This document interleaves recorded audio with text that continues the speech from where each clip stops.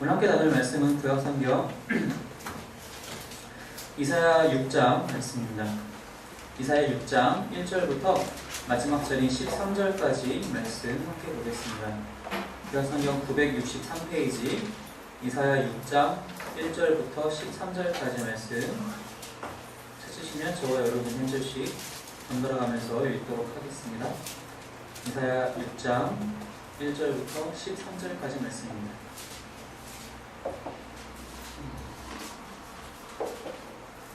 제가 먼저 1절 말씀 읽겠습니다. 우시야 왕이 죽던 해에 내가 본즉 주께서 높이 들린 보좌에 앉으셨는데 그의 옷자락은 성전에 가득하였고 사람들이 오시고 섰는데 각기 6날개가 있어 그들로는 자기 얼굴을 가렸고 그들로는 자기의 발을 가렸고 그들로는 나뉘었다. 서로 불러 이르되 거룩하다 거룩하다 거룩하다 만군의 여호와여 그의 영광이 온 땅에 충만하도다 하더라. 이같이 화답하는 자의 소리로 말미암아 누수자의 혀가 이동하며 성전의 연기가 충만한지라. 그때 내가 말하되 화로다 나여 망하게 되었도다. 나는 입술이 부정한 사람이요 나는 입술이 부정한 백성 중에 거주하면서 만군의 여호와이신 왕을 되었음이로다 하였더라.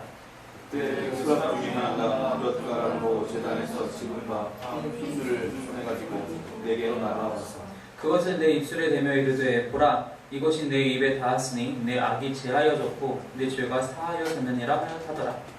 내가 또 주의 목소리를 들으니 주께서 이르시되 내가 누구를 보내며 누가 우리를 위하여 갈구하시니 그때 내가 이르되 내가 여기 있나이다 나를 보내소서 하였더니 여호와께서 이르시되 가서 이 백성에게 이르기를 너희가 듣기는 들어도 깨닫지 못할 것이요 보기는 보아도 알지 못하리라 하여 이 백성의 마음을 둔하게 하며 그들의 귀가 막히고 그들의 눈이 감기게 하라. 염려하건대 그들이 눈으로 보고 귀로 듣고 마음으로 깨닫고 다시 돌아와 고침을 받을까 하노라 하시기로. 내가 이르되 주여 어느 때까지니까 하였더니 주께서 대답하시되 성읍들은 황폐하여 주민이 없으며 가옥들에는 사람이 없고 이 토지는 황폐하게 되며 여호와께서 사람들을 멀리 옮기셔서 이 땅 가운데 황폐한 곳이 많을 때까지. 함께 있습니다. 그 중에 10분의 1이 아직 남아있을지라도 이것도 황폐하게 될 것이나 밤나무와 상수리나무가 배임을 당하여도 그 그루터기는 남아있는 것 같이 거룩한 씨가 이 땅의 그루터기뿐이니라 하시더라. 아멘. 지난주까지 스가랴 말씀을 함께 나눴었는데 스가랴의 8가지 환상을 함께 본 다음에 사실은 그 뒤에도 스가랴서가 아직 끝나지 않았지만 이사야서로 넘어온 이유는 일단 5월 17일부터 새신자반을 시작하게 되는데 그 전까지 스가랴서를 다 끝낸 제가는 없고 아는 장이 남아있기 때문에 그리고 내용이 일단락이 되었고 그 뒤로는 이제 단편적인 이야기들과 또 아예 단절되고 다른 이야기들을 또 시작하는 부분이 이제 있기 때문에 스가랴의 기본적인 메시지는 그 8가지 환상으로 함께 다 나눈 것으로 보고 어떤 말씀을 이제 오늘 한 주를 빼고는 다음 주에는 또 이제 5회가 없으니까 오늘 한 주를 어떤 말씀으로 함께 나눌까 고민하던 차에 우리가 작년부터 계속 사무엘하 말씀 이후로는 계속 예언서 말씀을 소선지서 말씀들을 중심으로 많이 나눴었는데 예언서를 좀 정리를 해보자 하는 생각이 좀 들었어요. 그래서 어떻게 정리를 할까 하다가 예언서라는 것은 말 그대로 하나님께서 예언자들에게 선지자들에게 말씀을 주시고 혹은 환상을 주시고 그들을 통해서 말씀을 선포하게끔 그 백성들로 하여금 이스라엘 백성이 되었든 혹은 이방 땅의 민족들이 되었든지 간에 그 말씀을 선포하게 하시고 그 말씀을 듣고 반응하게끔 하는 것이 이제 예언자들의 사명이었고 그것을 기록한 것들이 이제 예언서잖아요. 그래서 이 말씀 자체로 이 선포된 메시지 자체로도 상당히 중요하지만 이 예언자들 한 사람 한 사람의 그런 사명들에 대해서도 우리가 생각해볼 필요가 있다라고 생각하게 되었습니다. 왜냐하면 예언자라는 것을 이제 성경에서 우리가 예언자라고 얘기할 때에는 히브리어로 어떤 단어를 사용하냐면 나비라는 단어를 사용해요. 나비. 펄펄 날아다니는 나비가 아니라 히브리어로 나비. 예언자라는 뜻인데 이 예언자라는 뜻은 우리가 쉽게 인식하는 것처럼 앞날을 내다보는 사람을 얘기하는 것이 아닙니다. 뭐 판타지 소설을 보든지 아니면 영화를 보면은 예언자라고 하면 갑자기 막 눈에서 검은 동자가 싹 사라지면서 환상을 보면서 내일이면 큰 민족이 쳐들어올 것이다라든가 몇 월 며칠날 무슨 일이 있을 것이다라든가 그런 장면들이 등장해서 우리가 착각하게 되는데 성경에서 말하는 예언자는 그런 뜻이 아니에요. 성경에서 말하는 예언자는 크게 두 가지 뜻을 갖고 있어요. 그 히브리어 나비가 갖고 있는 뜻이 그렇다는 겁니다. 나비가 무슨 뜻을 갖고 있냐면은 자기 스스로에게서 비롯되지 않은 것을 외치는 사람, 선포해서 널리 알리는 사람을 나비라고 하고요. 또 한 가지는 어떤 사람이냐면은 다른 존재에 의해서 부르심을 받은 사람. 즉 성경 안에서는 하나님의 영에 의해서 징발당했다는 표현을 하게 되는데 징발당한 사람을 나비라고 얘기하는 거예요. 사실 성경에서 얘기하고 있는 많은 예언자들이 다 여기에 다 이 두 가지에 다 해당을 해요. 스스로 자기가 하고 싶어서 하는 사람은 없어요. 하나님이 그들을 부르시고 일종의 징발을 하시는 거예요. 부르셔서 그들에게 그들 스스로에게서 비롯된 이야기가 아닌 하나님께로부터 비롯된 이야기를 넣어주시고 그것을 전파하게 하셨다는 것입니다. 그런 의미에서의 나비, 그런 의미에서의 예언자라는 겁니다. 그렇다면 이 당시에 우리가 이제 이름만 얘기하면 알 수 있는 충분히 다 아는 그런 유명한 예언자들만 이러한 사명을 받았느냐? 1차적인 의미에서는 맞습니다. 1차적인 의미에서는 우리가 알고 있는 것처럼 사무엘, 이사야, 엘리야, 엘리사 이런 유명한 선지자들이 하나님의 그런 사명을 받은 게 맞아요. 하지만 넓은 의미에서 보자면 오늘날 믿음을 가지고 살아가는 우리들 역시 이러한 사명을 받았다라고 우리가 인식해야 한다는 것입니다. 예언을 이제 예언이라고 얘기하지 않고 대언이라고도 얘기하잖아요. 즉 하나님께서 우리에게 주신 말씀을 대신 선포한다라고 해서 단순히 설교자만 얘기하는 것이 아니라 복음을 맡은 우리들로서는 모든 믿는 자들은 복음을 전할 준비가 되어 있어야 되고 복음을 전해야 된다는 겁니다. 그런 차원에서 우리 한 사람 한 사람이 예언자로서의 삶 역시 살아갈 수 있어야 한다는 것입니다. 그 중에서 가장 유명한 사람 중에 한 사람이었던 이사야 예언자가 어떻게 하나님께 부르심을 받게 되는지에 대한 장면이 바로 오늘 우리가 읽은 이 6장의 말씀입니다. 이사야서는 상당히 긴 본문이 66장까지 있는데 엄청나게 큰 선지서예요. 이 예언서 안에는 정말 모든 성경에 나타나는 예언들 다 집대성했다고 해도 과언이 아닐 정도로 각양각색 종류의 예언들이 다 들어와 있어요. 그래서 신약에서 구약을 많이 이용하는데 시편을 빼면은 거의 이사야서에서 많이 인용을 해요. 근데 그 이사야 선지자가 1장에서 5장까지는 이제 좀 급하게 전해야 되는 메시지를 먼저 이제 선포가 되고 그 다음에 6장에 와서야 어떻게 자신이 사명을 받게 되었는지 하나님께로부터 부르심을 받게 되었는지에 대한 내용이 이 6장에 등장을 합니다. 뭐라고 얘기를 하느냐? 우시야 왕이 죽던 해, 오늘 본문 1절을 보니까 6장 1절을 보니까 우시야 왕이 죽던 해에 내가 본즉이라고 이제 시작을 합니다. 즉 우시야 왕이 죽던 해에 이사야가 예언자로 부르심을 받게 되는 거예요. 근데 우시야 왕이 누구냐? 요아스 왕을 기억하십니까? 유다의 요아스 왕. 그 요아스 왕이 한 것이 무엇이죠? 요시야 왕. 종교개혁을 일으키잖아요. 즉 성전을 다시 한번 다 잘 깨끗이 정화시키고 또 재건하고, 그러니까 재건이라는 것은 무너진 걸 다시 재건한다는 것이 아니라 보수하고 율법을 다시 찾게 되고 그 왕의 손자예요. 그 왕의 아들도 그리고 그 손자인 이 우시야 왕도 그 열왕기 하에서 기록할 때에는 잘했다라고 얘기는 해요.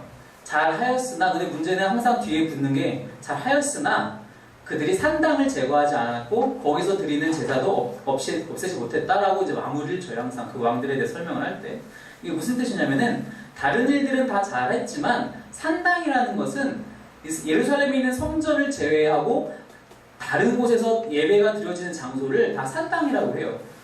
우리식으로 생각을 하면은 이제 산 곳곳에 가보면은 어떤 사당 같은 게 있잖아요. 그 무당들이 사용하는 사당 같은 것도 있잖아요. 그런 식으로 곳곳에 예배처소를 만든 거예요. 지금처럼 우리 개신교회처럼 곳곳에 하나님을 섬기는 교회가 있다라고 보기는 어렵고, 왜냐하면 성전에서만 드려지는 예배를 하나님께서 제사장들을 세우셔서 특별히 다 레위기에 명령하셨기 때문에 산당이라고 하는 하나님께서 말씀하시고 명하시지 않은 다른 장소에서 드려진 예배에 대해서는 전혀 하나님께서 원치 않으시고 그것에 대해서 전혀 허락하지 않으시거든요. 그런데 그런 것들을 없애지 않았다는 거예요. 근데 그런 것들이 언제부터 생겨나게 됐냐면은 솔로몬 시절부터 생겨나게 돼요. 다윗왕까지는 그런 것들이 없었다가 이제 솔로몬이 수많은 처첩들을 건드리게 되잖아요. 근데 그들이 다 갖고 있는 자기 나라에서 갖고 온 그런 우상들이 있단 말이죠. 그 우상들을 왕궁 안에서만 다 할 수 없기 때문에 다 이렇게 퍼쳐가면서 그런 자리, 그런 장소들이 생겨나게 된다는 것이죠. 근데 그런 장소들에서 하나님만 섬기는 것이 아니라 각종 여러 가지 이방 우상을 섬기는 그런 것들이 제의들이 다 이루어지게 되는데 그런 것들을 없애지 못했다라는 거죠. 근데 이 우시아 왕도 같은 방식으로 그 통치를 했다라는 것입니다. 그게 이제 열왕기 하에서의 그 기자의 그 서술이죠. 근데 이 시대에 어떤 일들이 있었냐면은 당시에 아수르라는 나라가 점점점 강성해지고 있던 때였어요. 그래서 이 북이스라엘도 그렇고 남유다 왕국도 그렇고 어떻게 해야 이 시대를 잘 헤쳐나갈 수 있을 것인가가 최대의 관심사였어요. 근데 우리가 생각하기에는 북이스라엘도 남유다도 일단은 갈라졌지만 한 뿌리에서 나왔잖아요. 즉 아브라함이라는 한 뿌리에서 나왔으니 하나님 한 분을 섬기는 것이 맞는데 이들이 이 시기를 어떻게 헤쳐나갈지 기도로 결정하는 것이 아니라 스스로 고민해서 지혜를 짜내면서 결정한다는 데 문제가 있었다는 겁니다. 남유다 왕국도 마찬가지였어요. 이 우시아 왕도 점점점 이 아수르가 강성해지는데 우리가 아수르를 편들 것이냐 아수르에 대해서 반대할 것이냐 고민하던 찰나에 자기 뜻대로 일을 처리하고 있는 와중에 이사야가 부르심을 받게 된다는 겁니다. 그런 맥락 안에서 우리가 이제 이사야서를 앞으로 계속적으로 여러분들이 이제 묵상하시게 되면 좀 더 도움이 될 것 같은데. 근데 우시아가 죽던 해에 이사야가 이제 예언자로 부르심을 받게 됩니다. 그런데 그가 1절 말씀 계속 보니까 내가 본즉 주께서 높이 들린 보좌에 앉으셨는데 그의 옷자락은 성전에 가득하였고 하면서 그의 환상을 자기가 이제 서술을 하고 있어요. 이사야 선지자가 자기가 보고 싶어서 본 게 아니에요.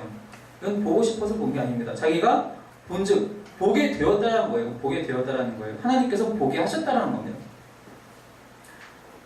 사람이 스스로 원한다고 해서 하나님을 볼 수는 없어요. 아무도 그렇게 해본 적도 없고 하나님께서 그것을 허락하시지도 않습니다. 무슨 뜻이냐? 우리가 이 자리에 나와서 예배할 수 있는 이유는 나 개인의 의지로 우리가 이 자리에 나올 수 없다는 것입니다. 우리가 이 자리에 나올 수 있는 이유는 하나님의 은혜가 하나님의 허락하심이 있었기 때문에 우리가 이 자리에 함께 나와서 하나님을 만나고 하나님을 예배할 수 있다는 겁니다. 이사야 역시 그랬어요. 스스로 원해서 이 환상을 본 것이 아니라 하나님께서 보게 하셨어요. 근데 보게 하셨는데 무엇을 보게 하셨느냐? 하나님의 놀라운 거룩하심과 영광을 보게 하셨어요. 높이 들린 보좌에 앉아 계시고 주님께서 옷자락이 성전에 가득하였고 말 그대로 옷자락이라는 것은 당시의 옷차림을 우리가 쉽게 상상할 수 있잖아요. 그 옷의 한 귀퉁이 정말 작은 자락이 그 큰 성전을 다 가득 차고 있다는 거예요. 그 정도로 엄청나게 큰 광경을 지금 보고 있다는 것이죠. 스랍이라는 우리가 알지 못하는 존재가 그 주님을 모시고 섰는데 다 이렇게 가리면 날개로 스스로를 가리면서 찬양하기를 거룩하다 거룩하다 거룩하다 만군의 여호와여 그의 영광이 온 땅에 충만하도다. 그래서 이같이 화답하는 자의 소리로 말미암아 문지방이 통하 요동하며 성전의 연기가 충만한지라 거룩이 영광이 충만한 것을 지금 이 이사야 선지자가 보고 있는 거예요. 환상 가운데 보고 있는 거예요. 하나님의 그 놀라우신 임재 앞에서 그 거룩하심 앞에서 자신이 노출된 거고 자신이 어떻게 보면 초대받은 거죠. 근데 그때 이 이사야의 첫 번째 반응이 무엇이냐면은 5절 말씀과 같이 그때 내가 말하되 화로다 나 이거 망하게 되었도다 라는 입술이 부정한 사람이라 하면서 이제 설명을 합니다. 우리는 좋은 곳에 가면은 경치 좋은 곳에 가면 와 좋다 여기 너무 멋있다. 저도 가끔씩 운전하면서 이제 여기저기 주변 환경을 보면은 와 여기 정말 멋있다. 오늘따라 여기 이 길이 진짜 이쁘다. 이런 생각을 하지. 어떡하지 걱정하진 않아요. 더 경치 좋은 곳을 보면은 차를 멈춰 세우고 구경을 하면 구경을 했지 그것 때문에 걱정은 하진 않아요. 근데 이사야의 첫 번째 반응은 무엇이었냐면은 그 놀라운 광경을 보면서 걱정을 하는데 나는 죽게 되었다고 걱정을 하게 됩니다. 어떻게 보면 이것이 하나님 앞에 바로 선 사람으로서의 맞는 반응인 것 같아요. 하나님을 바라봄으로써 내가 편안해지는 것이 아니라 내 안에 가득한 죄가 오히려 드러나게 된다는 것입니다. 전구가 있으면 이 전구가 빛을 발하잖아요. 그럼 전구 주위에는 전구 스스로는 그 전구 자체가 사방으로 다 빛을 비추기 때문에 전구 스스로는 그림자를 만들지를 못해요. 그 앞에 누군가가 서게 되면은 어떤 물체를 갖다 놓게 되면 이 물체의 뒤로 이제 그림자가 생기게 됩니다. 즉 자기의 어두운 모습들이 그 밝은 존재 앞에 섰을 때 비로소 드러나게 되는 거예요. 그 전까지는 알 수 없어요. 그 전까지 이 빛이 이 전부가 없었을 때는 저 모두가 깜깜했기 때문에 아무도 자신이 깜깜한 부분이 자신의 어두운 부분이 있는지 없는지 분간할 수 없는데, 이 빛된 존재 앞에 나타나는 순간 자신의 어두운 부분을 확연하게 확인할 수밖에 없다는 것입니다. 이사야 선지자가 지금 바로 그러고 있다는 거예요. 나는 죽게 되었다. 나의 어두운 부분, 즉 나의 죄악 때문에, 나의 죄성 때문에 나는 죽게 되었다. 나는 입술이 부정한 사람이다.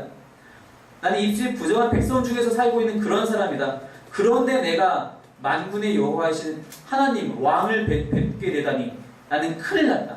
나는 이제 죽게 되었다. 그랬더니 그때 스랍 중 하나가 와서 제단에서 핀수치를 가지고 와가지고 입술에 댑니다. 그리고 나서 뭐라고 얘기했냐면은, 이것이 내 입에 닿았으니 7절 말씀에 내 악이 제하여졌고 내 죄가 사하여졌느니라. 이사야의 이 한탄은 그냥 한숨 섞인 탄식이 아니라 회개의 장면이었어요. 내가 어찌해야 할까? 이 죄를 가지고 내 스스로 해결할 수 없으니 어찌해야 할까? 하나님 앞에서 하는 회개란 말이었죠. 그랬더니 스랍 중 하나가 와서 핀수칠 제단에서부터 갖고 옵니다. 제단에서부터 갖고 온다는 건 무슨 뜻이냐? 성전에서의 제단이라는 것은 하나님께 제물을 바치는 장소잖아요. 그곳에서 지금 핀수칠 갖고 왔다는 얘기고, 그곳에는 방금 전에 제물이 바쳐졌다는 얘기겠죠. 핀수치, 살아있는 수치 있다는 얘기는.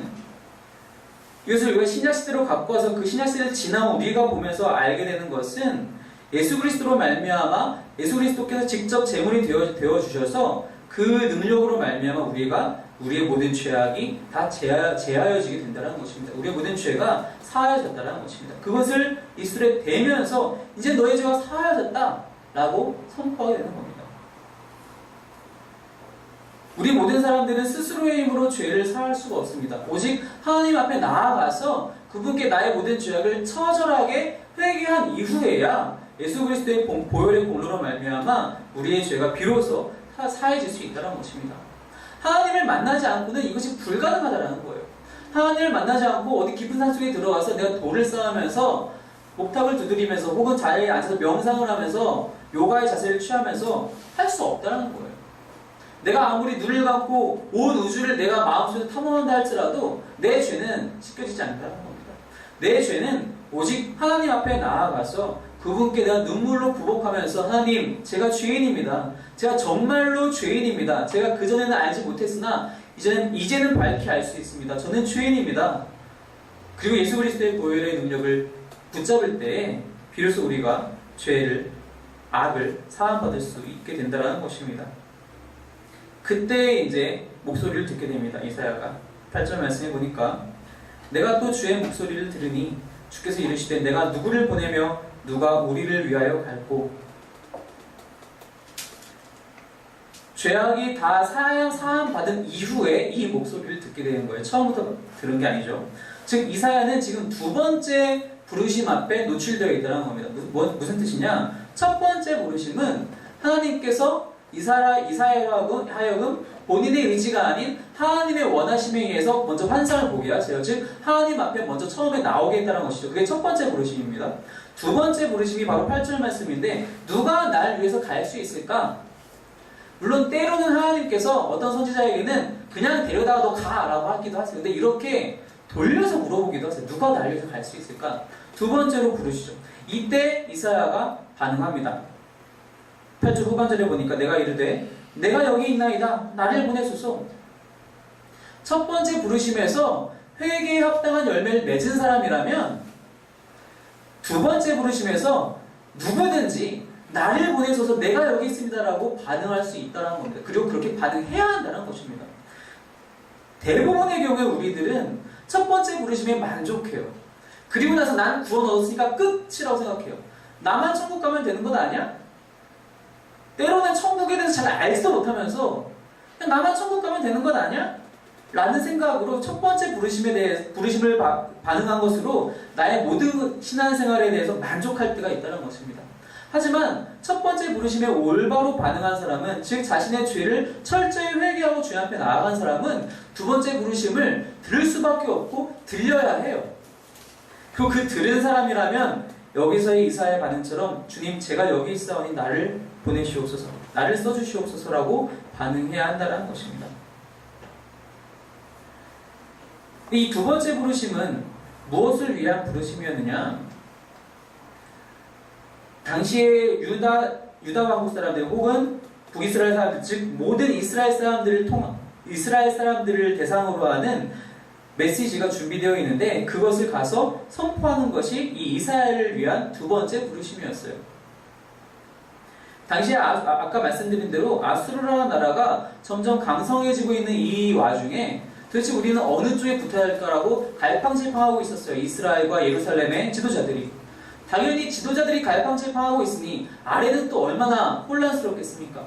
그 백성들은 지도자가 지금 갈팡질팡 못하고 있으니까 우리는 어떻게 할까? 우리는 지도자를 따라야 될까? 아니면 우리 각자 스스로 각기 전투를 해야 될까? 알 수 없는 상황인 거예요. 도망갈까? 하나님이 주신 이 땅을 버리고 그냥 도망가 버릴까? 애국으로 도망갈까? 다른 곳으로 도망갈까? 알 수 없는 거죠. 그렇기 때문에 사회에 엄청난 혼란이 오게 되고 사람들이 다 각자 제 발길을 찾아서 가게 되는 거예요. 자기가 생각하기에 옳다고 생각하면 그냥 그렇게 행하는 거예요. 하나님의 말씀과는 관계없이. 그러다 보니 당연히 하나님과 멀어진 삶을 살게 되고 하나님을 향한 예배가 온전치 못하게 되는 것이죠. 성자의 예배가 무너지게 되고 아까 말씀드린 대로 산당에서의 그런 혼합주의적인 예배 그 제의들만 가득하게 되었다는 것입니다. 그 모든 것이 무너지는 이 찰나에 이들을 향해서 누가 갈 것인가? 이사야가 제가 가겠습니다 라고 이렇게 반응을 하게 됩니다. 근데 하나님께서 뭐라고 얘기하시냐면 9절 말씀 보니까 이 백성에게 이르기를 너희가 듣기는 들어도 깨닫지 못할 것이요 보기는 보아도 알지 못하리라. 이런 메시지를 선포해라. 그리고 10절 말씀에 이 백성의 마음을 둔하게 하며 그들의 귀가 막히고 그들의 눈이 감기게 하라. 염려하거늘 그들이 눈으로 보고 귀로 듣고 마음으로 깨닫고 다시 돌아 고침을 받을까 하노라. 왠지 하나님 같지 않은 말씀인 것 같아요. 왜냐면은 내용이 무슨 내용이냐면은 가서 이스라엘 사람들에게 뭐라고 선포하냐면은 야 니들이 들으면 뭐 아니? 라고 선포하는 거예요. 이렇게 쉽게 얘기하면은 속된 표현을 사용하면은 야 니들이 보면 알아? 보면 알고 들으면 아니? 됐어. 듣지도 말고 보지도 마. 그냥 그렇게 망하는 게 너희의 운명이야. 너희가 오히려 깨닫고 돌아올까봐 하나님이 지금 그것 때문에 걱정이죠. 이렇게 선포하라는 거예요. 사실 이 말은 이렇게 선포하라는 얘기가 아니라 너가 앞으로 말씀을 선포하게 되면 백성들의 반응이 이렇게 될 것이다 라고 미리 얘기하시는 거예요. 실제로 이사야는 선포할 때마다 백성들의 반응이 이랬어요. 에이 안 그럴 거야. 우리 하나님이 어떤 하나님이세요? 왜 그렇게 하겠어? 왜 우리가 아수르한테 멸망하고 왜 우리가 바벨론한테 멸망하고 왜 우리가 힘든 길을 가겠어? 우리는 하나님 잘 모시고 있는데 자신들 생각에는 하나님을 잘 모시고 잘 섬기고 있지만 하나님이 보시기엔 그렇지 않았다는 말이죠. 그렇기 때문에 이들은 착각하고 있었던 거예요. 자신들은 여전히 하나님을 잘 섬기고 있었고 여전히 하나님이 선택한 백성이기 때문에 우리는 당연히 잘 될 수밖에 없고 망하지 않아 라고 생각하고 있었다는 겁니다. 그렇기 때문에 그들에게 아무리 선포해도 이사야야 너가 아무리 가서 내 이야기를 전해도 그들은 듣지 않을 거야. 그들은 보지 않을 거야. 이것을 마음에 준비하고 가렴 하는 말씀이 바로 이 9절 10절의 말씀이라는 것이죠. 실제로 이렇게 되었다는 것입니다. 마치 이들이 섬기는 우상과도 같이 우상이라는 거는 주로 당시도 그렇고 지금도 마찬가지지만 어떻게 만들죠? 어떤 일종의 사람의 형상이 되었든 혹은 동물의 형상이 되었든 어떤 생명체를 갖고 있는 형상을 띠게 어떤 눈, 코, 입이라든지 그런 손발이라든지 그런 형상들을 다 갖고 있는 형태로 많이들 만들잖아요. 아무것도 없이 이게 우리의 우상입니다 라고 얘기하지는 않잖아요, 보통은. 근데 그렇게 만들어 놓은 그런 우상들이 그 우상의 목상이 되었든 석상이 되었든 금상이 되었든 거기에 눈은 있지만 그 눈이 실제로 볼 수 있습니까? 보지 못해요. 깎아놓은 나무에는 생명이 없기 때문입니다. 조각해놓은 돌에는 생명이 없어요. 그 우상은 눈이 달려있어도 볼 수 없어요. 그 우상은 입이 달려있어도 말할 수 없어요. 그 우상은 귀가 달려있어도 들을 수 없어요. 근데 그런 존재를 대상으로 해서 이스라엘 사람들이 섬기고 있었다는 거예요. 마치 그 조각들이, 그 목상들이, 금상들이 마치 보고 듣고 말할 수 있는 것 마냥 섬기고 있었다는 거예요. 그들을 그렇게 섬기다 보니 이스라엘 백성들 스스로도 눈이 있지만 보지 못하게 되었고 귀가 있지만 듣지 못하게 되었다는 것입니다. 처음에는 들렸어요. 하지만 듣기 싫어했어요. 이사야가 바른 말을 하나님의 말씀을 전파해도 자기 귀에 좋은 말이 아니니까 안 듣는 거예요. 안 듣고 하다 보니 결국 안 들리게 되는 거예요. 그게 당시의 이스라엘 백성들의 상태였다는 것입니다. 너가 이것을 유념하고 그들에게 말씀을 선포해야 한다 라고 하나님이 이사야에게 말씀하고 계시는 것이죠. 이것이 오늘날 우리의 상황과도 맞닿아 있다는 것입니다. 우리는 복음을 먼저 받은 자들로서 이 복음을 아직 복음을 알지 못하는 자들에게 전할 필요가 있어요. 전해야 될 의무가 있고 사명이 있습니다. 하지만 우리가 복음을 전하게 되면 그들은 잘 듣지 않아요. 복음에 대해서 하나님에 대해서 알지 못하는 사람들은 별로 듣고 싶어 하지 않아요. 왜냐하면 지금 내 스스로의 삶이 이미 만족이 된 사람들도 있고 만족이 안 되어 있다고 해도 이 복음으로 만족해질 거라고 생각하지 않은 사람들이 대부분이기 때문입니다. 돈이 많은 사람들은 야, 내가 돈으로 더 기쁘게 살 수 있고 더 편안하게 살 수 있는데 이 복음이 나에게 왜 필요하니? 권세가 있는 사람들은 이 권세를 가지고 내가 사람들을 마음대로 휘두를 수 있는데 이 복음 가지고 지금 내가 뭘 할 수 있겠니? 혹은 그런 것들이 없는 사람이더라도 이걸로 되겠니? 설마 단순한 이 믿음 갖고 이런 내가 원하는 것들이 이루어지겠니? 라고 듣기 싫어한다는 거예요. 실제로 복음을 전도하다 보면 그런 경우를 많이 만나게 되죠. 물론 그렇지 않은 경우들도 왕왕 있어요. 하나님께서 예비하셔서 정말 복음의 그 갈급함을 갖고 있는 사람들 우리가 만날 때도 있어요. 그때 얼마나 감사한지 몰라요. 아, 이게 가능하구나. 이게 전도가 가능하구나라고 오히려 전하는 우리가 소스라치게 놀랄 때도 물론 있어요. 근데 대부분의 경우에는 우리가 얘기하면 야, 너나 잘해라. 너나 돈 많이 벌고 좀 성공 좀 해봐. 너나 좀 건강해져. 너나 좀 높아져봐. 이렇게 얘기한단 말이죠. 그런 사람들은 듣기 싫어하고 그러다가 결국에는 들리지도 않게 되는 상황까지 오게 된다는 것입니다. 그럼에도 불구하고 이사야 선지자는 말씀을 선포해야 됐었고 그리고 그렇게 했으며 우리 역시 그럼에도 불구하고 우리는 복음을 선포하고 증거해야 된다는 것입니다.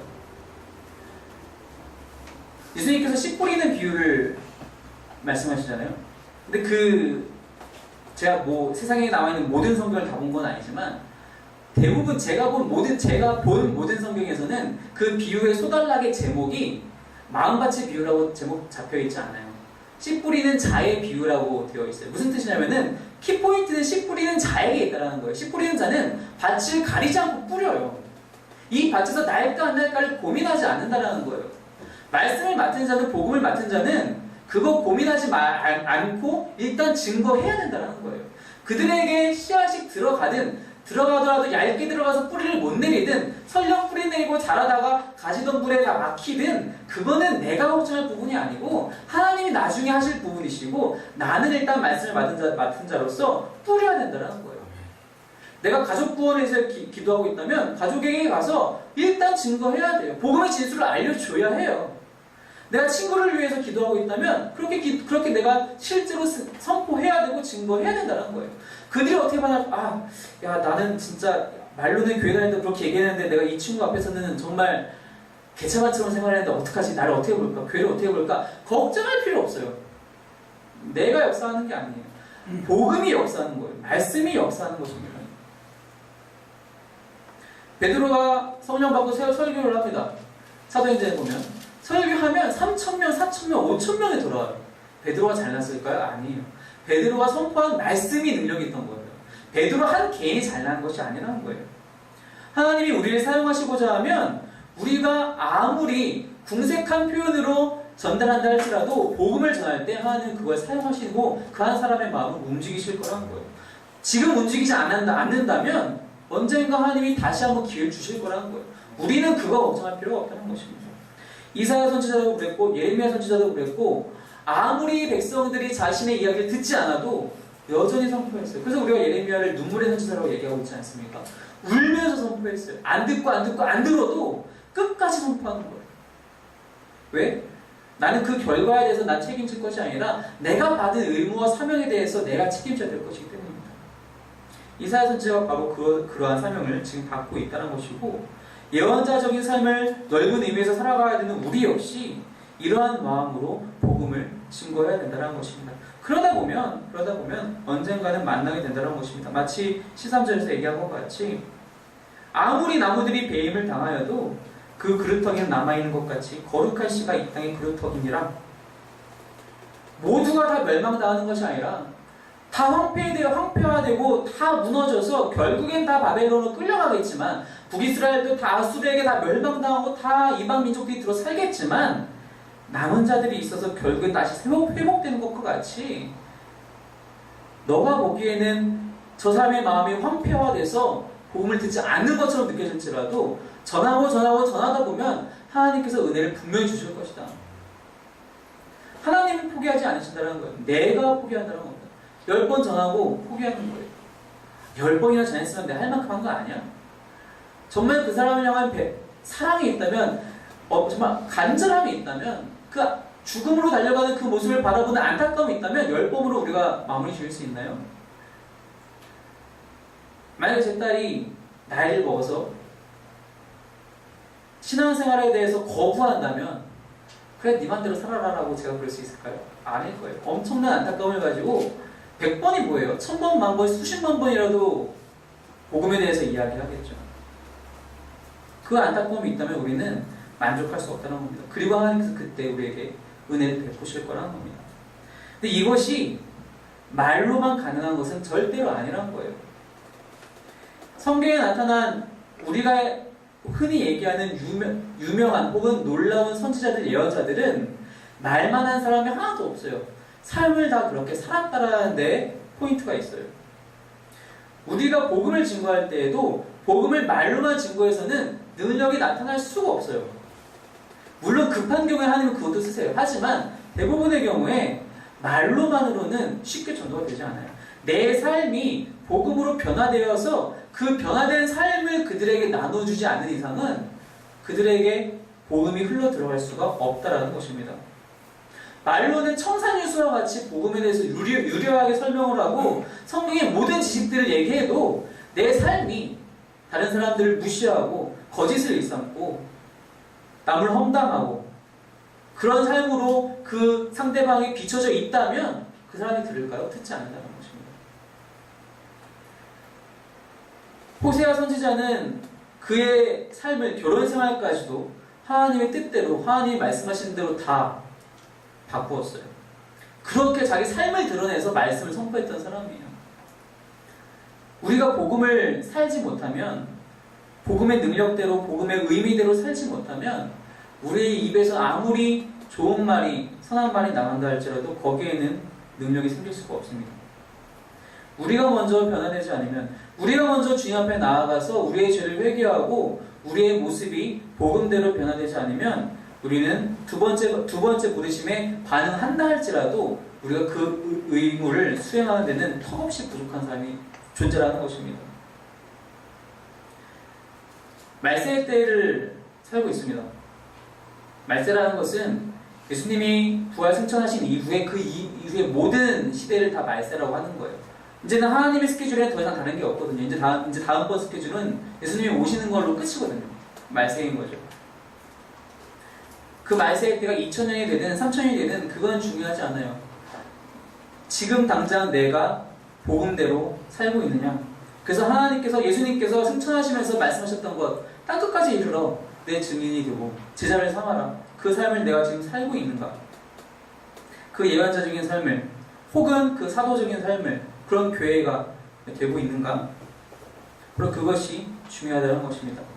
여기 계신 모든 분들은 첫 번째 부르심에 온전히 응답해서 이 자리에 있는 줄 믿습니다. 그렇다면 두 번째 부르심 역시 우리가 곰곰이 들을 수 있어야 되고, 들었다면 하나님, 제가 여기 있습니다. 하지만 저에게는 능력이 없으니 제 삶을 복음으로 변화시켜 주시고 제가 그 훈련에 동참할 수 있도록, 제가 그 훈련을 정말 철저히 지킬 수 있도록 저를 인도하여 주시옵소서. 그래서 내가 복음을 살아갈 때 내 삶을 나누게 되고 내 삶을 보여줄 때에 비로소 내 주변에 믿지 않은 자들이 하나님께로 돌아올 수 있도록 주여 축복하여 주시옵소서라고 날마다 기도하게 되는 저와 여러분이 되시기를 주님의 이름으로 축원합니다. 아멘. 기도하고 찬양하겠습니다.